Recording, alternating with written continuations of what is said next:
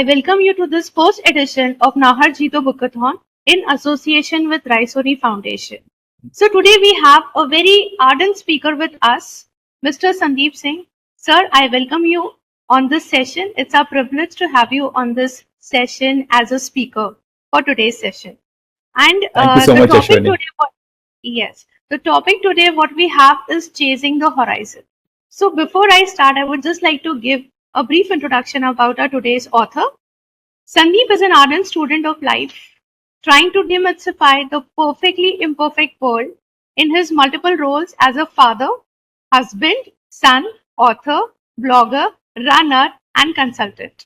He is a leading voice amongst the youth and often speaks about the power of positive thinking and perseverance. He is a strong proponent of living a purpose led life. He recently ran 100 half marathons in 100 consecutive days to spread awareness about air pollution. So that is a great achievement. And Thank you so he's an much. alumnus of IIT Delhi and IIM, and he's a managing director at Accenture Consulting. So, sir, great. What a profile you have. And my first question would be, how are you managing all this? No, I think first of all, thank you so much, Ashwini, for that very warm introduction.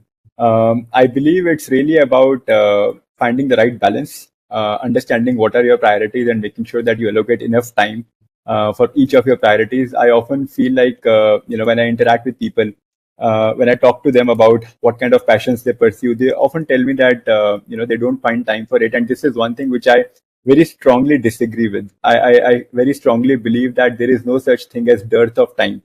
It's only about your priorities. So if you tell me that you're not finding time for something, it really means that that something is not really a priority for you. If you really do want to do something, there is enough and more time for everything. And in my case, to your question, how do I balance so many things? I guess it's just about that consciousness that every minute that I spend on anything has to be really worth its time and effort.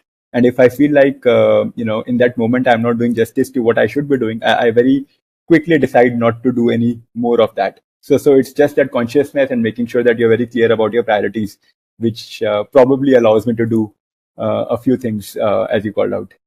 All right, all right. That's a very important message, sir, what you have given. That if you really don't like what you're doing, you should leave that very minute. Okay. So, being having a background from the corporate world, what made you think that you should become an author, or what was your inspiration to write a book? So there have been a few reasons for that. The first reason is that I feel like I'm at a stage of life where life seems to have come full circle. And what I mean by that is, at this stage of my career, I'm a managing director at Accenture, and my son is about 14 years old. When I look at where he is right now, it just reminds me exactly of my days when I was 14. This is a time when you start to get into that kind of call it a rat race, or academic pressures and whatnot, that kind of a quest for excellence, that pursuit of excellence. You try to get secure seats in the right kind of colleges, and make it to the right kind of firm. So I see him doing all of that already. He's just getting into that. And when I reflect upon my journey, I just feel like this journey is not easy, especially for a teenager. When somebody is in that age group, there is just so much distraction. There are so much insecurities. There are so many questions unanswered in your mind, and that's a very raw age to be able to deal with all of these kind of distractions or insecurities. I feel like I have been through it. Many of my friends have been through it. Almost everyone goes through it in their own way. But I also feel like we don't do a great job of really sharing our experiences. So if I were to be able to articulate to my son, his name is Ekam, if I were to be able to articulate to my son that, this is what I went through, it's okay to feel bad, it's okay to feel insecure, it's okay to have guilt, it's okay to make mistakes, it just helps them. I also feel like a lot of times people, in their quest to motivate others, only talk about success stories, or they talk about the grand successes, which in my opinion is good, but there is a better way of motivating people. What I have personally been more motivated with is not to hear about somebody's grand success story, but to really hear about some kind of emotions which I am going through myself, insecurities, guilt, pressure, all of that. And then to be able to hear how did that person manage those kind of emotions. If I can do that job for my son, really telling him exactly what I went through when I was his age, I feel like it can do a lot of good to him. And that was my biggest motivation behind really penning down these thoughts. All right. But I would like to ask you, do you find that kind of pressure that today's generation handled and the pressures you handle, do you find some major changes, some major challenges for this today's generation? So I feel like, see, pressure is pressure. You know, when you think about Oh, any kind of hardships and challenges, it is very individualistic. You cannot compare one's challenges with somebody else's challenges. It's always natural to feel like what you are going through is probably the most strenuous and most challenging situation that one can find in. But in reality, that's not actually true. When you put yourself in somebody else's shoes, you realize that probably what he or she is going through is equally difficult, if not more. So I one thing that I always do is that I never compare one's challenges with somebody else's challenges. I mean, to give you an example, you see, people pursuing their hardships and challenges in all walks of life. You go to the gym, you find a person who is probably overweight, doing his or her best to shed those few pounds of weight that the person wants to, and is hardly able to do much because of being in a state where the current body status doesn't allow the person to really do much. But then what that person is going through is that person's unique challenge. I cannot be commenting on that person's challenge, that whether it is easy or not. It might be easy for me based on the body shape that I am in, but for him or her, it's a big thing. And similarly, yes, for any walk of life, talk about relationships, talk about grades, talk about promotions, talk about friendships, talk about any kind of a pursuit.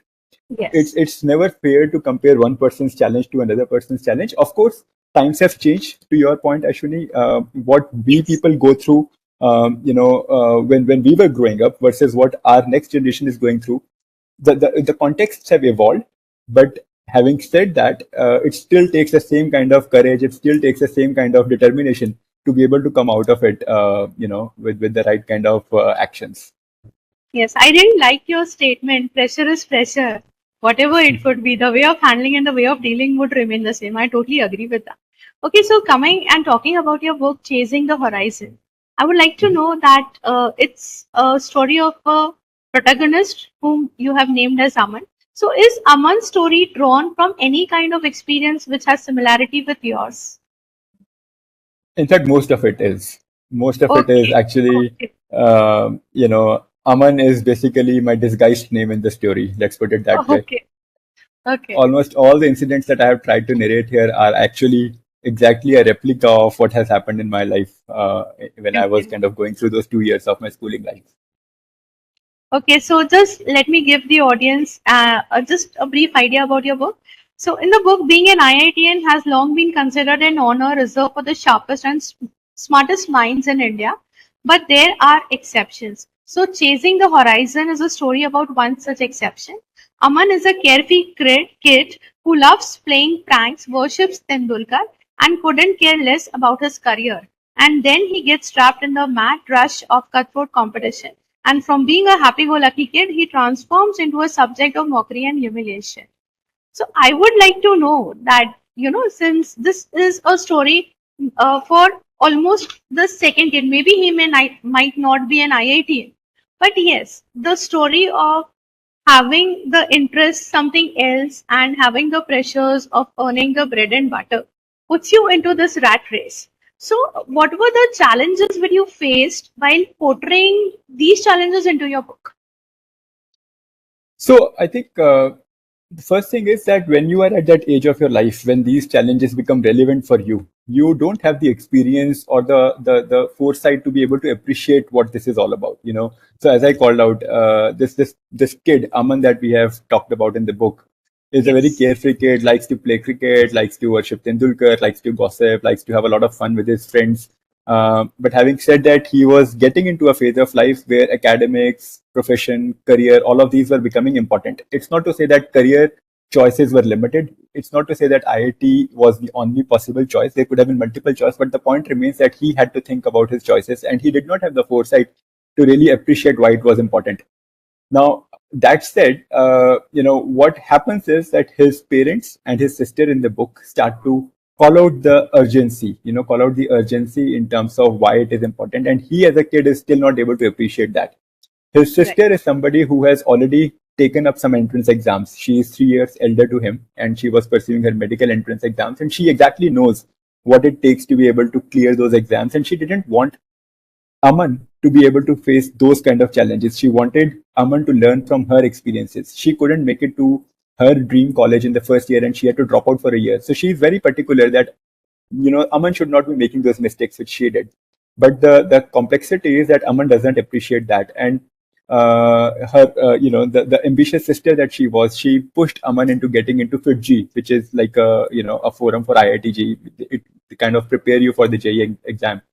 And Aman, being Aman, reluctantly joins the coaching center. But then what he does is he leaves in the afternoon every day for the coaching center, and along the way just bunks the classes and starts to play cricket with his friends.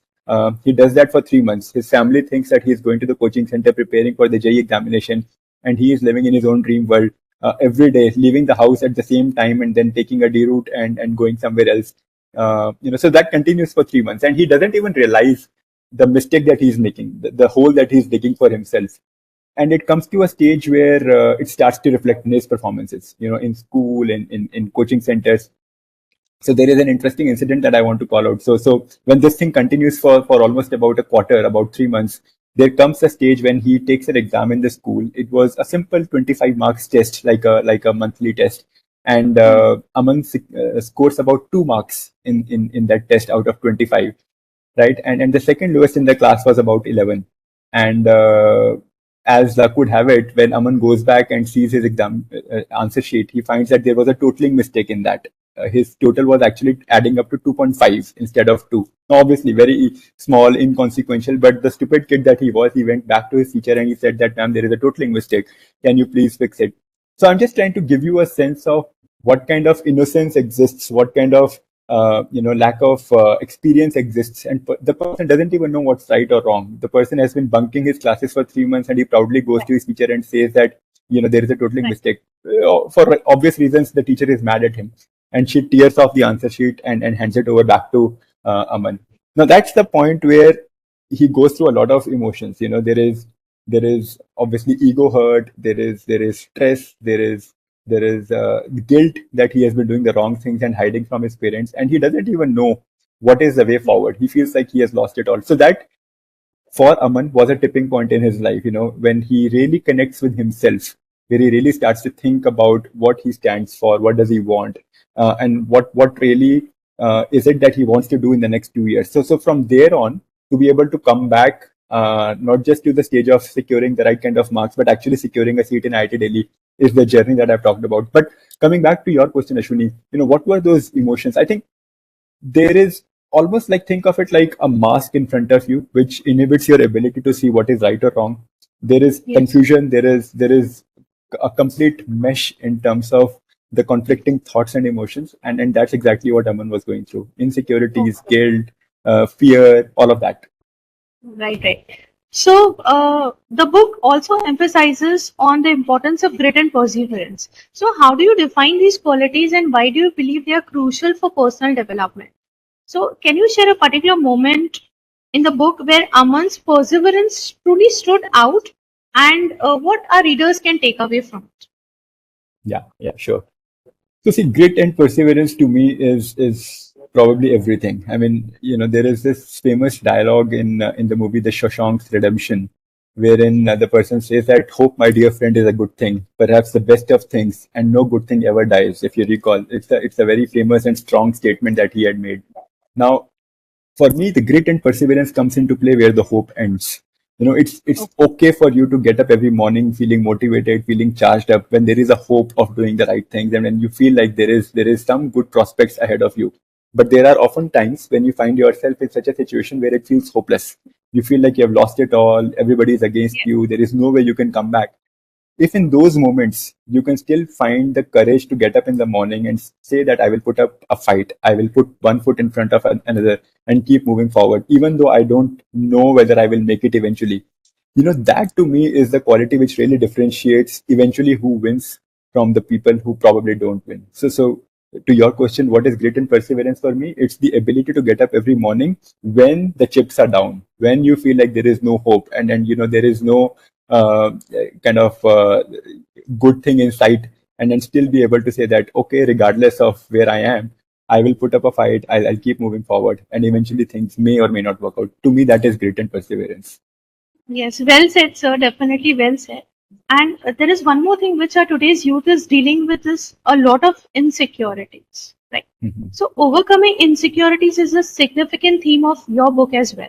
So I Yeah. would like to know, like, what strategies did Aman use, or the strategies in general which you would like to tell the audience that they should Yeah. follow to overcome such insecurities in life? I think at the heart of every insecurity, Ashwini, there is this feeling of what others will think about me. Yes, So yes, be it a feeling of insecurity which comes from something like not being rich enough, or not being connected enough, or not having the right kind of relationships, or not having any kind of material possessions. At any of these, for any of these kind of insecure thoughts, there is a root cause which is about what others will think about me. So to right. me, the most important step towards really overcoming these insecurities is to be able to detach, to be able to disconnect from what others will think. I mean, and the way to do that, I know it's easier said than done, but the way to do that is to remind yourself of how inconsequential one's existence could be. I mean, if you really think about life in the grand, scheme of things, in the broader scheme of things, we are talking about life which emanated millions of years ago, which will continue for millions of years to come. We are talking about space which extends in infinity. Now, for an existence which exists in space and time in infinity, if you really think about your life frame, let's say about 90 Yes, years, or whatever it is, it's hardly anything. And we attach so much importance to it in terms of what others will think about it. But the reality is that nobody even thinks about it. Nobody could yes, care less about what you are doing in your life, what you have gained, what you have achieved, what's your CV going to look like. Nobody cares about that. So the moment yes, you accept that inconsequentiality of your existence, and I know I'm saying it in a very explicit terms, but the reality is that for everybody else it's inconsequential. So the moment you are able to accept that, I think that's where you are taking your first step towards becoming more confident, towards becoming more, for the lack of a better word, bindas, and yes, yes, carefree, so to speak. So that yes. to me is very important. Definitely, self acceptance is the thing that, that would lead to overcoming the insecurities. Yes. So the book also offers some very simple but yet very powerful principles. So can Mhm. you highlight a few of these principles and explain that how the audience might practically apply it in their life? Yeah, absolutely. I think first things first, the book talks a lot about time management. What I mean by that is you have to be explicitly aware of the fact that at any point in time, you could be spending your time on five different things. You could be playing, you could be sleeping, you could be studying, you could be having fun with your friends. Be very sure about what you're doing in that moment. I mean, if that thing is not the best use of your time, as I said, make sure that you Yes, don't do it. Simple and sweet. yes, It's that's the first thing. Second thing, the book talks a lot about the power of positive thoughts. Oftentimes what happens is that we start to grapple with our own negative thoughts. We start to imagine things. What will happen if this happens? What happens if this does not happen? All of those kind of thoughts is a sheer waste of time. Don't let yourself go down the spiral of those negative thoughts, because it doesn't take you anywhere else. You could yes, think about those kind of thoughts for the entire day, and you will still be exactly where you were. You might as well do something more worthwhile, which at least makes you move. That's the second small but important thing that I want to call out. Third thing is that sometimes when you are confronted with a lot of challenges, when you feel stuck, you have a few ideas of what might be the right things to do in those moments, but we just feel like it might not make a big difference. What difference will it make? I mean, for Aman, for example, when he finds himself having bunked 3 months worth of classes, he feels like even if he were to put in a few extra hours, it will hardly matter, because he might not be able to overcome all what he has kind of lost and created as a backlog for himself. But the point is that any step in the right direction is worth taking, howsoever small it might be. So don't yes, worry about, whether it is a rapid stride that you're thinking about, or is it just a small incremental movement in the right direction. If it is in the right direction, it's a step worth taking. So that's the third key thing that I want to call yes, out. And yes, the last thing that I want to call out is that even when you are doing all of this, when you are doing the right things, when you're making the right effort, when you're taking the right actions, there will be ups and downs along the way. There is absolutely no guarantee that any kind of an action is going to make your life smooth. Accept it. That same point that you were making about acceptance, it's important. Accept it. yes. Life was never supposed to be smooth. Life was never supposed to be easy. Life was never supposed to be fair. Make peace with it. Don't play that victim card if something bad has happened to you. I find so many times people just start to sulk over it. They will go and talk to Yes. their friends, parents, their networks, and they will keep portraying themselves as a victim. If only Right. something else had happened, I would have been at a very different place. The point is that something has not happened, and I don't care what has happened. You are where you are. Nobody cares. So never Nobody get into cares. that spiral of playing a victim card. Something bad has happened. Fair enough. It has happened. What has happened has happened. Move on. Don't waste your time. Those are a few things which I think the book calls out through some specific incidents from Aman's life. Yes, Sandeep sir, but what I found with today's youth is that they are still not sure about which path they are leading to. They're not sure about the path which they should follow, or they are very unsure about the purpose in life. So, does your book offer something on this topic? So two things. One about the path and not having that visibility in terms of what's the right path, and second Yes, about the purpose. I think let me comment on the first part, which is really about the path. As I said, when we are at a particular age, we don't even realize how immature we might be. I mean, at 14, I used to think that I know everything. Felt like I have a very clear, understanding of yeah, how the world operates. At yes, 40, yes, when I look back, when I look back, I realize how novice I was in thinking like that. yes, I hardly knew anything about life. Now, if I have to share some experience in terms of what life has taught me, it is to say that at any point in time, do not underestimate the importance of your coaches and mentors. And okay, those coaches and mentors could be your teachers, could be your friends, could be your parents, could be anyone that you can trust blindly. If you can find a person who you can trust blindly, that's the best blessing that you can have. In my case, it was my parents and my sister, who were like absolutely supportive in any shape and form. Unconditional support is what I had. If you have that kind of a support, don't underestimate it. They have seen the world more than you have seen. You might feel yes, that you are the sharpest and the brightest kid on the block, but the point still remains that you have only seen the face of Earth for 14 years at that age, while somebody else has seen it for much, much longer. And those yes, experiences matter. That person might not be as sharp as you are, that person might not be as bright as you are, but experience counts. Don't definitely, underestimate that. Take their messages, pay heed to what they are telling you. It might not always be comfortable. In fact, those who care for you will always put you in uncomfortable positions. They will ask you to do yes, yes, things which take you out of your comfort zone. Again, it's easier said than done, because when you are yes, at that age, you can't really appreciate that. I'm saying it today. I didn't believe it when I was 14, when I was being told all these things. Today, having seen the world, having seen how things have evolved, I know what they were saying is true. So that's one message that I want to call out and pass on to the youth of today. The second thing, the purpose in life. Now, that's a very strong kind of a construct.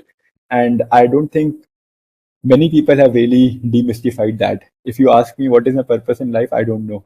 I still don't know, yes, and I don't think I will know even if I were to go on to live for another 40 years. So it's okay to not have a purpose in life. I know it sounds counterintuitive. People often talk about bigger things in life. What are you doing for the broader good of the society, or what are you doing which will make a difference? Maybe the answer is that, at least for me, what has worked is the acceptance that it's okay to just do small things, in the right measure, as opposed to trying to do that big purposeful thing which you might never find at the end of the life. I mean, for me, getting up in the morning at 6 o'clock, doing the daily routine, doing what I was supposed to be doing at 6:15, opening the door for the maids, and going to the office, coming back, working with people, those small things which might seem inconsequential. Doing those things right, diligently, day after day, is more important than doing something you know, yes. big and massive, because I still don't know if I have a bigger purpose in life. Sandeep sir, you mentioned about the importance of gurus and mentors in your life. So you have Mhm. also mentioned that Aman worships Tendulkar. So how Mhm. important are role models in one's journey of self-improvement, and who have been your role models? So yes, of course, Tendulkar is I still tell my wife Tendulkar happens to be my first love, Okay. and she doesn't like it much. But the point remains that what I was telling right at the beginning, that people do get inspired by big success stories. Of course, Tendulkar is a big success story, but what I used to get inspired from is not the fact that he was the guy who made hundreds or those kind of lofty records which probably will stay forever, but the fact that when he was playing his first tournament, in the very first match, he was like knocked down by Vakar Yunus, and he was bleeding, and 16-year-old kid, and everybody knows that, right? Yes, In that yes, yes. moment, when he was insecure, when he was doubting whether he belongs at that stage, for him to be able to say "Main khelega," those two magical words, "Main khelega," that to me is a motivation. That story is something that has stayed with me even today. I still take a lot of pride in telling that story to my friends, to my son, to all my near and dear ones. Those are the kind of stories that really inspire you. Now, it is not to say that if Tendulkar had not made it to hundreds or the kind of records that he got to, his story would have been any lesser. In that moment when he was knocked down and he was bleeding, for him to just stand his ground and say "Main khelega," that itself to me is success, regardless of what happens thereafter. Even if he doesn't play thereafter, the moment that he stood Yes, his ground and he said, "I'm not going to leave. I'm going to stand. I'm going to face the music," that to me is big success. Now, that's the kind of mindset I'm talking about. So it's not to say that every single individual who will pursue an exam, for example, like a JE or a CAT or whatever it is going to make it, but that doesn't matter. That doesn't matter. I mean, if I and that's what I tell my son as well. I am not ever going to evaluate you upon where you land in life, what colleges you land in, or what kind of success, professional success you achieve. But what is important for me is how do you conduct yourself every single day. If you are finding yourself in a difficult spot, are you able to gather the courage to say that I am going to stand up and I am going to show up every single day? That to me is important. If there is somebody who's and I talk about people losing weight and doing all of those kind of things because I'm a runner myself, I see that yes, community very closely.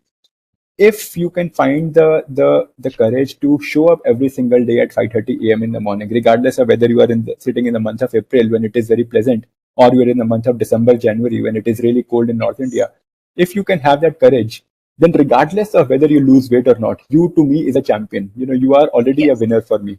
That's the message that I want to leave the audience with. That just show up, just show up, never give up, just accept where you are, and put up a fight, and as long as you keep putting up a fight, you are a winner. The only person who loses is who says that I give up. Don't give up. I give. That's all. Yes, yes. Yes, so as someone who has experienced the IIT journey, so what advice would you give to students who are preparing for IIT and similar competitive exams? And how can students maintain their individuality and passion amidst the intense competition and expectations? What would be your advice to them? I think first thing first, if you are preparing for an exam, it's a choice that you have made, and it's Yes, a choice that you have made not as an individual. It's a choice that you have made probably based on your guidance, the guidance that you have received from your coaches and mentors. Now, I mean, if I were to think about how things are today versus how they were about a couple of decades back, probably choices have expanded. There are just so many streams that one can pursue in their quest to become a successful professional. So, first of all, if you have made a choice, it's a choice that you have made, and you have to be completely honest about it. If that is a choice that you don't want to make, then even that is fine. As I said, there is no single route to success. There are people who will become successful even if they don't excel in these exams. So that's one thing that you should keep on your radar. Second, if you have made a choice, then there are no half measures. I mean, if it's a path that you have decided to take on, then you have to put 101% every single day, not 100%. You have to put 101% every single day. That 1% extra every single day really adds up. I mean, I always give this mathematical analogy to my near and dear ones that if you do 1% extra every single day, at the end of the year, you are 37 times more than what you would have had if you were doing just 1%, 100% every single day. Now, that's the power of aggregation. You do the small I things, agree. right things over a long Yes, period of time, it aggregates and it really shows up if you have the courage and discipline to do it for a long period of time. That's the second thing. And the third thing is that even when you are pursuing all these kind of entrance exams and pressures and nothing comes easy in life, keep reminding yourself that you have to take a two-pronged approach. You have to take a dual approach. On one hand, you are doing everything that you can do, almost as if it's a matter of life and death. On the other okay. hand, you have to remind yourself that at the end of the day, it doesn't even matter. I know two very counterintuitive things, right? Two very Yes, counterintuitive things. How can one part of you be putting in everything that you have? believing Yes. that it's a matter of life and death. And on the other hand, you know that it doesn't even matter. I know easier Yes. said than done, but that to me is very important. If you can develop that ability that you will be able to give everything, your blood, sweat, sleep, everything you're willing to give, while still remembering at the other end that it's okay. Whether Yes. I make it or not is just something personal to me. Nobody else matters. Nobody else even cares about it. And this is not the end of life. There is a plan B, there is a plan C, there is a plan D. You can do so much more, even if things don't work out. I think the person who has mastered the art of thinking both those simultaneously under one head is the person who is Yes. unbeatable. Definitely. So let me change the perspective for you now. Since we were only talking about from the author side of you, I would like to know, like, you have your son. What is his perspective or his opinion about your book and about your principles, which you have mentioned in the book? I mean, I feel like writing this book was a grand success for me. And I don't even talk about that success in terms of the numbers or the volumes of the Yes. sales that have happened. Those things. I'm sure my publisher knows those details already. But for me, the success is that my son has read this book almost 20 times by now. And every time he reads it, Okay. he underlines something and brings out some principle. And he says that, Papa, this is such a beautiful way of thinking of life. Yes. I'm so happy that I get to know this is how you used to think. He is a very passionate chess player. He plays chess at district level, state level. He has played chess at national level as well. He has played one international tournament as well. And he has aspirations Okay. of doing really well in this sport. And I see him putting in that effort every single day. So I feel like he has taken all the right messages. Of course, we don't talk a lot about it explicitly, but it's evident in the way he pushes himself, in the way he picks himself up when things are not going his way. So I mean, it's a dream come true to be able to see my son having read this book and acknowledging that he admires these principles, and more importantly, him applying those principles in life. That to me means the world. Okay. Sandeep, so definitely when I read your introduction, so definitely you are into multiple roles. So what is your mantra of like work-life balance? How have you achieved this? So work-life balance again is a choice that you make. I mean, I come across Yes. so many professionals who will always be sulking over the fact that they don't find enough time for their family, or who would be kind of spending so much time in their office commitments and then still not being able to manage it. There are people who tell me that I've been working 16 hours a day, 18 hours a day.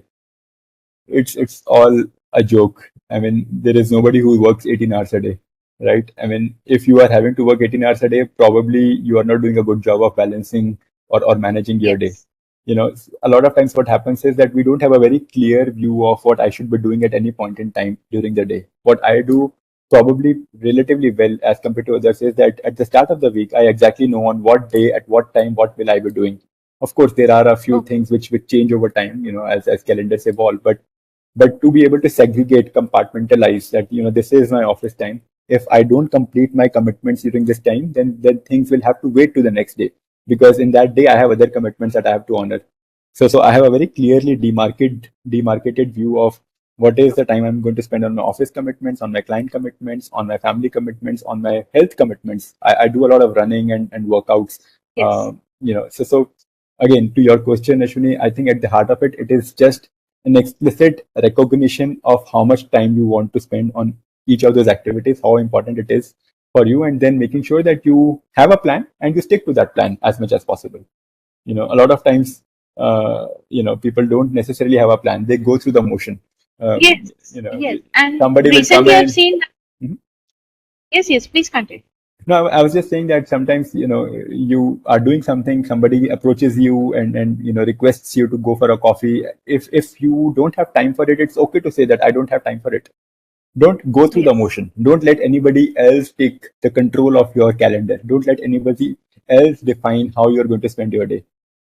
So all I'm trying to say is take the ownership of your time, take the ownership of your day, make sure that you have a plan.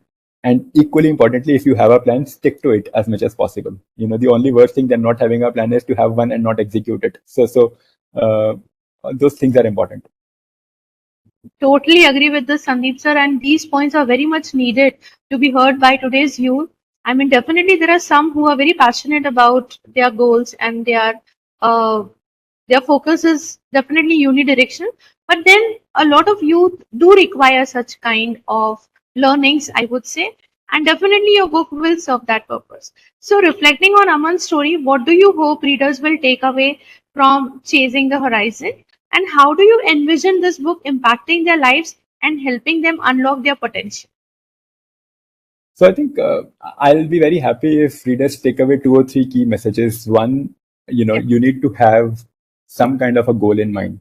You need to have some Yep. aspirations. You need to have an ambition to be able to do things well. That is number one. Second, even when you do everything that you can do to chase those ambitions, there will be ups and downs along the way, and that's where the power of grit and perseverance comes in. If you really continue to persevere, if you really continue to get up every single morning and go after your goals, you will be successful eventually. That eventually Yes. might be sooner or later, but eventually it will happen. That's the second big message that I want to leave the audience with. And the third message is that even when all of that happens, there will come a time when you would have achieved all your goals. You would have, secured all your materialistic ambitions, all your, desires, recognitions, and you will look back at life and you will say that was it really that important? So, Okay. just be aware that it's the right thing to do to chase your goals with all the hard work and commitment and everything that you can put in. But do not connect yourself to it so badly that you are unable to see the broader scheme of things. In the broader scheme of things, these are all inconsequential things. So it's important to create the right memories. At the end of the day, you will only have memories that you will have to look back at. So make sure to create good ones. Sometimes we get so fixated upon the destination, upon that end goal, that all your life you keep chasing that, and that's where the phrase "chasing the horizon" came from. Even when you reach there, you will never feel like you have arrived. So in Aman's Yes. case, even when he makes it to IIT, even when he professional success like a managing director at a multinational organization, at that stage, even he looks back and reflects upon life, he realizes that yes, it's all good, but the journey was more important. If Aman were to go back to that age of 14, he would very happily take that, because those were the days when he feels like were so dear and so joyful to him. So always remember that journey is more important than the destination. Enjoy the moment, be in the moment, do justice to what you're doing, and have that ability to disconnect. Those are the few things which I want the audience to take away from the book. Yes, so as you told that Aman is your disguise name, when you talk about Aman, that spark in your eyes definitely tells that, this is the passion and, whatever thinking, whatever you've put into this Aman's character definitely comes from you because you just light up and you're full of energy when you're talking about that character.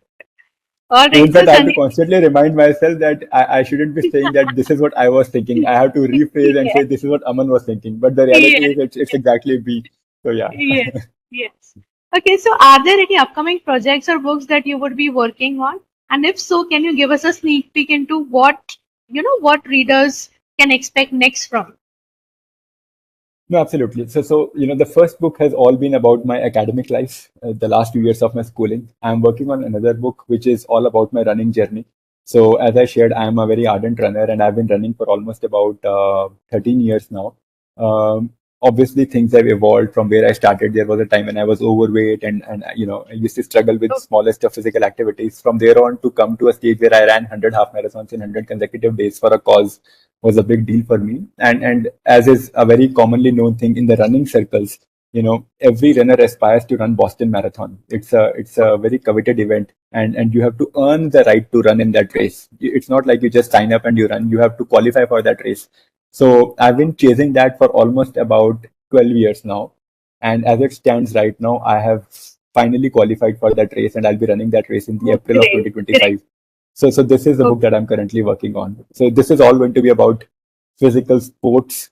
The first one was all about academics, but the underlying theme is going to be very similar. That it's perseverance, it's And dedication, it's hard definitely. work, and then it's like going after your goals with all your heart and soul. Yes, I was actually going to ask you whether you would be writing a book on sports because you are a runner, so you've already answered that. Because looking at your energy and passion for running, I figured it out that you are interested in that topic. All right, so how do you plan to continue spreading the message of great hope and perseverance through your work? So I find myself very privileged. I get to interact with a lot of students on campuses. So, for example, I have been a guest faculty at some of the IIMs. I have been a guest faculty for some of the other Premier B schools as well. I think that to me is a good channel where I get to interact with the youth, where I have very candid conversations in terms of what are their fears, what are their aspirations. So that's one thing which I've been doing very actively.